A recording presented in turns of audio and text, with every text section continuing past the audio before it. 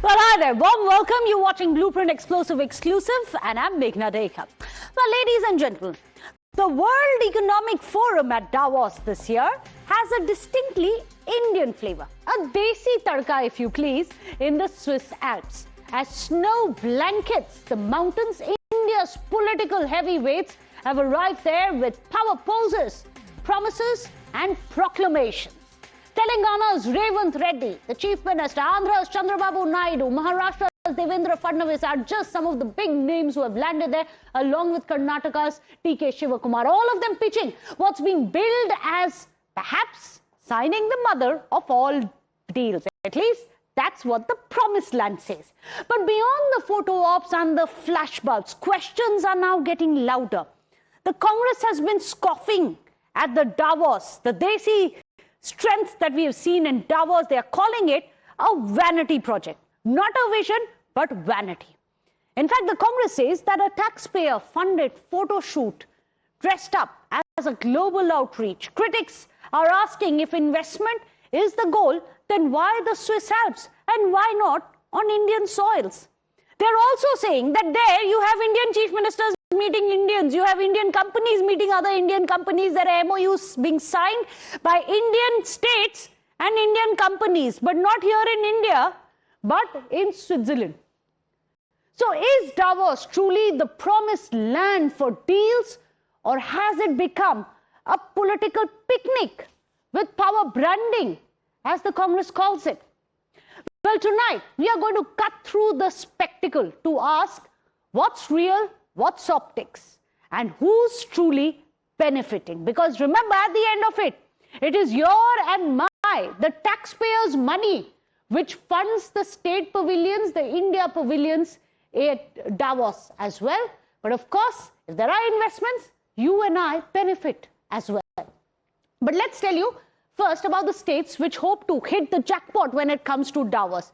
You have Maharashtra, being led by none other than Chief Minister Naidu Fadnavis himself. In fact, it has its own pavilion and major MOU announcements are expected. The second one is that of Andhra Pradesh, represented by Chief Minister Chandrababu Naidu, focusing on tech, on infrastructure, on investments. Then you have Uttar Pradesh. Senior delegation level participation is seen there, and there they are going to be promoting investment potential of the state of Uttar Pradesh, the most populous state in India.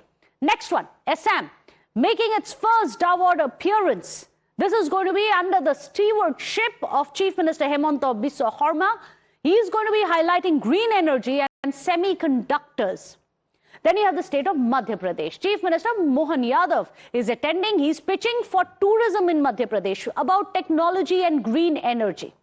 Then comes in the state of Gujarat, but of course, one of the biggest investors that we've seen and hopes to hit it big, Deputy Chief Minister Harsh Sanghvi is pitching in Davos for AI, for defense, for semiconductors and advanced manufacturing. You also have Telangana. Here you have a delegation led by the Chief Minister himself, Revanth Reddy, and you can see the delegation level pictures which have been set out by the Chief Minister himself. He's showcasing Telangana Rising, Vision and Global Partnership. That's the theme of the Telangana Rising Pavilion. Then you have the state of Kerala. Delegation of ministers and secretaries are focusing on ease of doing business and innovation. That's going to be their focus. You have Karnataka, of course. The state has several ministers, officials, all of them are engaging in industrial and regional opportunities, and it is being led by DK, the Deputy Chief Minister. You have the state of Jharkhand also with a pavilion of its own. Chief Minister Hemant Soren there is representing the state with investment pitches in energy, in industry, sustainable growth. That's going to be the focus. So viewers, let's now tell you what the Congress is saying about the Maharashtra Chief Minister Fadnavis and his entourage in Davos, because we have a lot of criticism which is coming in. Well, here you have Rajeev Shukla of the Congress Party saying WEF, which is World Economic Forum, is now the IEF, India Economic Forum. He goes on to say Indian chief ministers are meeting other Indian chief ministers in Davos. They could have easily done it in India. Why go all the way across to Switzerland? Then he goes on to say that Davos has become a status symbol to show off, to go to Davos. You have other voices also coming in criticizing the Davos affair. You have more voices coming in. For example, the next one, there you have it. Rajeev Shukla saying that this is a status symbol. Then you have Rajiv Rai of the Samajwadi Party who's saying that Davos is an expensive networking picnic. A picnic, not the promised land of deals, but a picnic is what the Samajwadi Party has called it, saying taxpayers' money is being used for photo ops. Then you have Jairam Ramesh of the Congress Party. He says that the Maharashtra Chief Minister signed an MOU with his own mantri's firm. Why go all the way across to Switzerland and signed it there with his own mantri instead of doing it here in Mumbai? It's a bizarre event. That's what Jairam Ramesh of Congress has to say. Why does he say that? Well, viewers, you might want to know what he means by saying that the Congress is calling this MOU signing as bizarre in the Swiss Alps. Well, here's the reason. Well, you have this MOU which is being signed between the Maharashtra state and the Lodha group, the Lodha developers group. And interestingly, this is owned by the man called Mangal P. Lodha. He is a BJP MLA. You can see his son there signing that deal with Chief Minister Fadnavis. Congress is saying that this is bizarre, that you have the owner of the Lodha group, Mangal P. Lodha, who happens to be a BJP minister. He is signing a deal. So why is the Chief Minister signing a deal with one of his own MLAs, his own ministers? And this is a deal worth 1 lakh crore rupees. The sector is that of IT, of data center park. They are saying, if you want to sign a deal with the company of your own MLA, do it in Mumbai. Why do you need to go to the Swiss Alps and sign it there? Well, viewers, now let's tell you what the opposition has been saying about Maharashtra government and their MOUs in Davos. But remember, it's not just about one state, because as many as 10 states that I was telling you about have their pavilions and representations in Davos. But listen in to what the Congress's criticism is when they feel that taxpayers' money is being wasted. Well, I think it's been very, very funny. Not only that, I've seen some other governments also. In Maharashtra government's case, it's with the Geo people. I mean, both parties are Indians. Why could that not have happened here? I think it's a sheer waste of money. I don't know why they've done that. Also, whenever something is signed in India, it also stands to public scrutiny. Investors are something that gets evaded in Davos. And in that sense, it's not a good trend. महत्वपूर्ण बात यह है कि जो davos में summit हो रहा है उससे हमारे देश को क्या फायदा मिलने वाला है। ऐसे ही जाकर के महाराष्ट्र सरकार जो है MOU साइन कर रही है davos में, निश्चित रूप से उससे हम उन राज्यों को क्या मिलने वाला है, वहां की आम जनता के जीवन में क्या फर्क आने वाला है, ये सबसे महत्वपूर्ण फंडामेंटल क्वेश्चन है जिसका जवाब मुझे लगता है भारतीय जनता पार्टी की सरकार को देना चाहिए। So there you have it. Come and meet in India. Why go all the way across to the Swiss Alps for a picnic to sign these deals? That's what the Congress is saying. However, viewers, let's also tell you what exactly are the gains, that are quantifiable gains that India has made in Davos, which is going to show you that it's not just all about optics. Because remember, the Maharashtra government at the World Economic Forum this year, on the first day itself, it was a historic siege by them. 19 MOUs were signed by the Maharashtra government, and this was worth a whopping 14.5 lakh crore rupees. This is for Maharashtra on one day itself. It's a historic deal-making spree that Maharashtra government went on. Then you have Telangana, which also has hit it quite big. It has so far, remember, it is still ongoing. So far, it has signed 11,500 crore rupees worth of MOUs under the leadership of Chief Minister Revanth Reddy. You have Uttar Pradesh. In Uttar Pradesh, this year alone, we have seen signing of MOUs worth 9,750 crore rupees by the state of Uttar Pradesh. Karnataka, well, we don't have the exact numbers as of yet, but let's tell you, in 2024 World Economic Forum, Karnataka managed to sign MOUs worth 22,000 crore rupees. This is money which is being brought back because of the pavilions and the investments in Davos.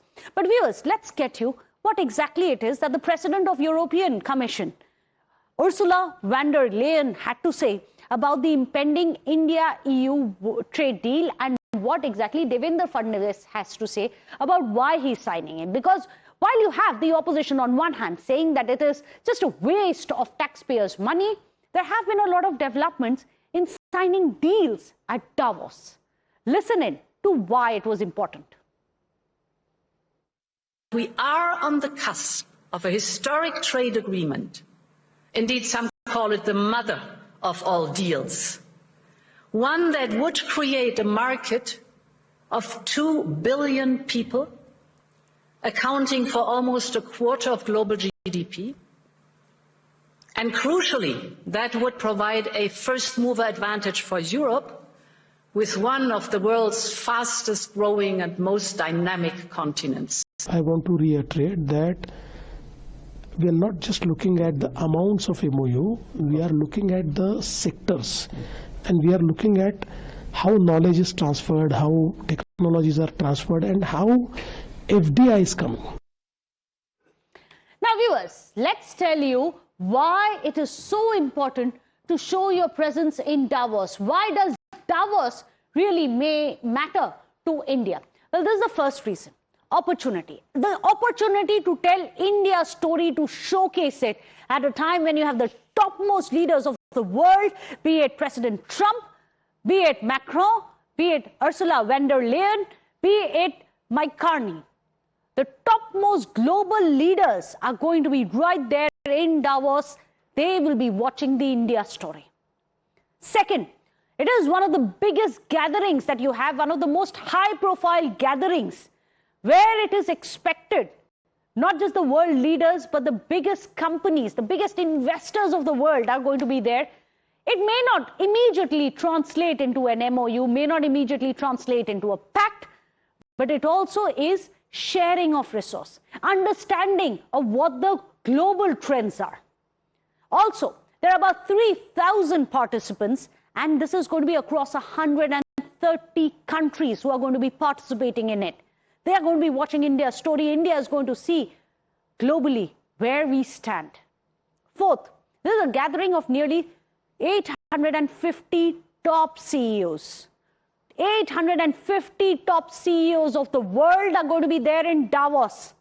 If not today, tomorrow they will perhaps translate. These conversations will translate into MOUs. MOUs will translate into pacts and investments in India.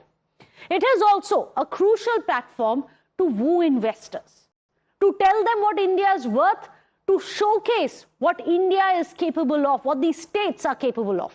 It is also a platform for shaping policy narratives, to be future ready. Instead of being stagnant and staying inside your own nation, you get a world view and helps you in paving the way forward for your policy narratives as well.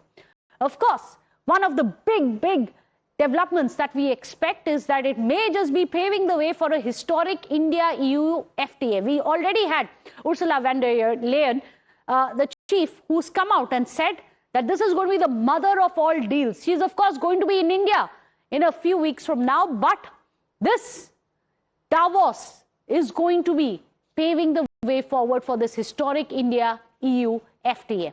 Also, negotiations are expected between the Indian team and the US when it comes to the trade pact as well. If there are any differences, hopefully they'll be able to iron it out. So for the Indian economy, for the India story, Davos is deemed to be dreamland, a dreamland of the promised deals which hopefully will be flowing into India.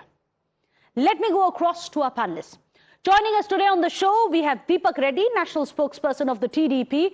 We have Imran Ahmed Ali, lawyer and political analyst, joining us here on the show. I'm going to start with Deepak Reddy. And Deepak Reddy, I'm going to just read out what it is that the Congress party is saying. And I want specific rebuttals to this. That WEF is now the India Economic Forum. Indian chief ministers meeting each other in Davos. They could have easily done it in India. It's just become a status symbol and picnic at the cost of the taxpayers' money. Deepak Reddy, how do you respond? Let me start off by asking, how come a Congress rule state chief minister is there when the Congress party has a problem with this, with this meet? And the second question I would like to say is, the Congress and the members of the India ecosystem don't have problem with this meet. They have a problem that all the chief ministers of India are singing the tune of the India story, and they are praising the potential of India. Now, that's something what the Congress is not able to, handle, because whenever they go abroad, I mean, you can always see they talk bad about, want to portray India in the right light. But here in this case, all the states are standing together. Now they're not divided. They're standing as one, as an India story. And that's the actual reason behind the heartburn of the Congress. Now, let me tell you a couple of things straight. The Google AI hub with 15 billion investment, which came into Andhra Pradesh, the discussion was started in Davos last year. Okay. And the 6 gigawatt solar wafer manufacturing facility which came in was also discussed last year. No MOU was signed. And similarly, the Cognizant, the 25,000 jobs which are coming into Vizag, the discussion actually took place. For us, Davos is not just a MOU signing deal, but it is a place where ideas seed, where we talk to global leaders. We see what are the trends which are coming in, and adjust our the ecosystem to a way to attract them. That is a place to discuss, nurture ideas, and to take the state forward. This is the way we look at it, ma'am. It's the promised land of deals. It's the promised land of deals. It may not be today, but tomorrow. Imran Ali, is it only because Congress simply cannot push for a India story together, standing united with all the states, that they are coming up with discordant voices? When your own Chief Minister, we have Revanth Reddy there on your screens, own Chief Ministers who are there at Davos, and yet you criticize. So first, I'm not a representative of the Congress. I'm here as a neutral person, and I'll tell you one thing. I personally, till 2026, didn't know that I need a Swiss visa to go and shake hands with someone in Maharashtra or any other place in India. My question to you is one. On the 19th of this month, Mr. Fadnavis said, and he said that Maharashtra has a better fructification of MOUs to 55. Himself, that 40% of these MOUs don't fructify into agreements. He also made a statement that only 35%, now mind you, an MOU does not mean an agreement.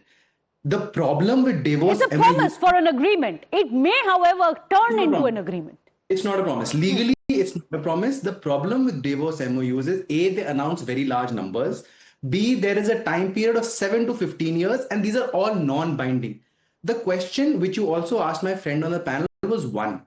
Why does an Indian company need to sign an agreement or an MOU, and not an agreement, an MOU with the Indian government of a state in Davos? That was the question, which his first reply was, the Congress was also there. My question to you as a citizen of the country is not whether a state, my question to the government, which is in the center as well as the state, is why do you have to sign an agreement with an Indian company? And Imran, so is your problem only with one state, which is that of Maharashtra, going there?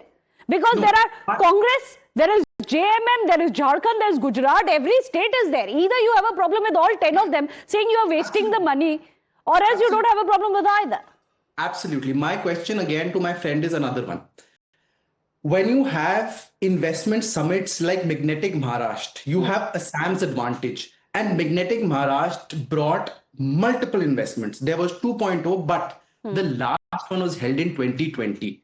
The Assam advantage, 2023. Tell me, just give me one answer. When these investment summits, when we say make in India, we say bring investments of, should our question be to bring foreign investors to India in Indian summits, or should Indian companies and Indian governments be signing Indian MOUs abroad? Okay. And that was, there was... Deepak Reddy, is your state also signing MOUs with Indian governments in Switzerland instead of doing it here in India?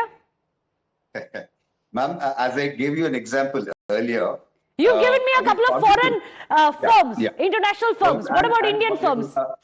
Cognizant was also one other thing where the discussions took place there. But let me make one thing very clear. The gentleman has clearly said that he's not part of Congress, but it is very evident that his mindset is part of the India ecosystem. Here, the way you have to look at it is, are we doing good to the country? Are we getting in that kind of an investment? Is it good for India as a whole? Now, this is something what we need to look at, not get into nitty-gritty. Let me get his reaction to that, pointedly. Is it good for India? Imran Ali, answer that. finding the most expensive forum in the most expensive country to travel to, signing agreements with Indian companies? No. It's not good for India. Bringing foreign investors to India, to Indian summits, and then getting investments. Okay. Deepak Reddy, answer that. Why go all the way across to Switzerland? If you can give us a ballpark figure, how much money does it cost? People like me are sitting and wondering how much money does it cost for every person to go to Switzerland at a summit like this? Deepak Reddy? Ma'am, to be fair, for the benefit what it does and the investment what comes in, I think it should be one followed by probably 5 or 10 or 12 zeros. That's how little the cost is. So, Okay. But so you're saying 5,000 times investment will come in with every expense that you make at the Swiss Alps. Now, I've never been to Switzerland, but I think I can say it that's very conservative on part of everyone that it would be an expensive sojourn. Would I be right in saying that, Deepak Reddy? It's expensive.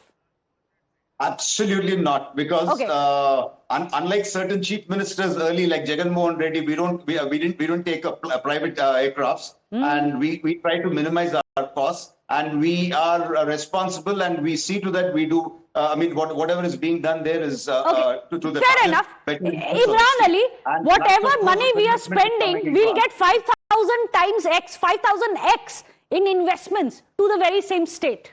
Answer that. My question again is the same, and I'm repeating my question. But he's answered you. Now you are not answering him. No, give me a specific question, I'll answer specifically.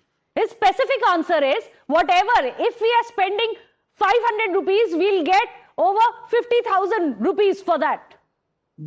Then why is the MOU conversion into actual agreements 35% in most states? Even if you take away 35%, Imran Ahmed, you're still in profits. You said that you've not been to Switzerland, and I have had the displeasure of going to it because it is, and for my friend maybe not, he finds it not expensive. In everywhere I've traveled to in the world, Switzerland feels like such criminal expense of money. Even a McDonald's burger in Indian rupees would be 2,200 rupees. Now, I'm not saying our ministers and our cabinet ministers and representatives are going to be dining in McDonald's? And people like you and me would probably fly economy. Deepak Reddy is smiling now. He's thinking, it's penny pinching. Penny pinching, I believe Deepak Reddy thinks. But thank you so much, gentlemen. Unfortunately, we need to move on. But thank you so much, Deepak Reddy, as well as Imran Ahmed Ali, for joining us in this big desi tadka that we've seen over Davos. Because now there are live shots coming in from Davos. Well, you have President Trump. He's landed there. All eyes are going to be on him. And why not? He is someone known to speak his mind about Greenland, about also what he expects from NATO and the European Union. A lot is going to be riding on what Trump says, what Trump speaks. Right here on Times Now, we expect to get you the live speech of President Trump at Davos. That is expected in a few hours from now. You've just seen him there arrive at Davos for that big World Economic Forum, and it is going to be critical. Remember, it also comes at a time which is very crucial for India, because India has been punished with tariffs for having bought Russian oil. It's also going to be critical because India and US are currently in the midst of ironing out the differences over the India-US trade deal. So a lot is going to be riding on the man that we just saw on our screens, President Trump, not just for India, but the entire world. We'll keep you abreast with all the latest. India at Davos, and well, so it's Times Now, your front row ticket to Davos. Without a short break, don't go anywhere.